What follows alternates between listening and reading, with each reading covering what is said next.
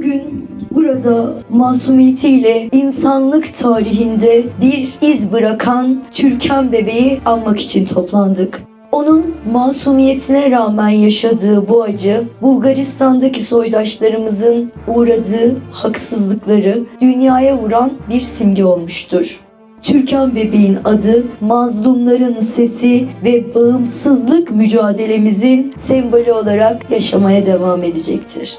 Bu duygularla Türkan bebeğin aziz hatırası önünde saygıyla eğiliyorum. Ruhun şad, hatıran daim olsun Türkan bebek.